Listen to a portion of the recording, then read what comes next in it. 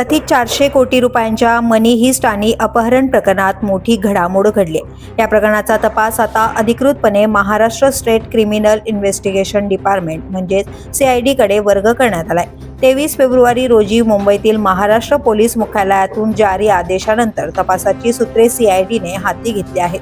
यापूर्वी या प्रकरणाचा तपास नाशिक ग्रामीण पोलिसांच्या विशेष तपास पथकाकडे होता. अवघ्या 25 दिवसांच्या तपासानंतर SIT ने कथित 400 कोटींचा दरोडा आणि अपहरणाचा दावा काल्पनिक असल्याचा निष्कर्ष काढत भारतीय नागरिक सुरक्षा संहिताच्या कलम 189 अंतर्गत क्लोजर रिपोर्ट दाखल केला होता. इगतपुरी न्यायालयात सादर केलेल्या या अहवालात गुन्ह्याला पुष्टी देणारे ठोस पुरावे नसल्याचं नमूद करण्यात आलं होतं. मात्र राज्य पोलीस मुख्यालयातील अंतर्गत पुनरावलोकनात SITच्या तपास प्रक्रियेवर गंभीर प्रश्न उपस्थित करण्यात आले. सहाय्यक सरकारी वकिलांनी क्लोजर रिपोर्टवर आक्षेप नोंदवूनही प्रकरण बंद करण्याचा प्रस्ताव पुढे नेण्यात आल्याचं समोर आलंय. तपासाचा वेग, प्रक्रियात्मक त्रुटी तसेच अटक केलेल्या आरोपींना मुक्त करण्यामागील आधारांचा सखोल आढावा घेतल्यानंतरच तपास CID कडे वर्ग करण्याचा निर्णय घेण्यात आला.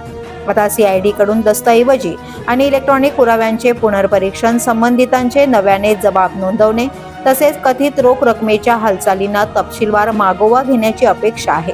अतिरिक्त पोलीस महासंचालक CID यांना ठराविक कालमर्यादेत तपास पूर्ण करून अहवाल सादर करण्याचे निर्देश देण्यात आले आहेत.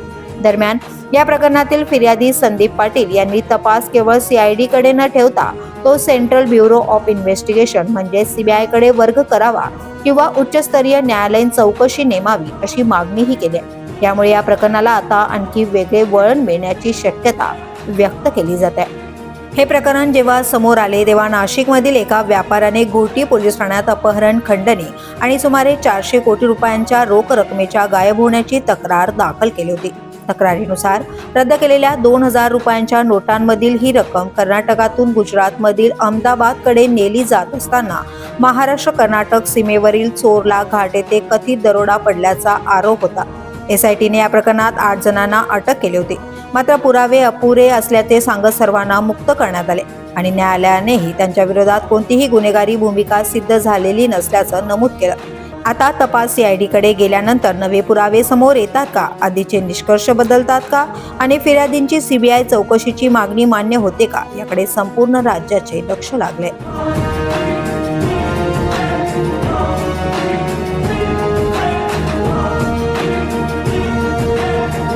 Police news bureau, Nashik.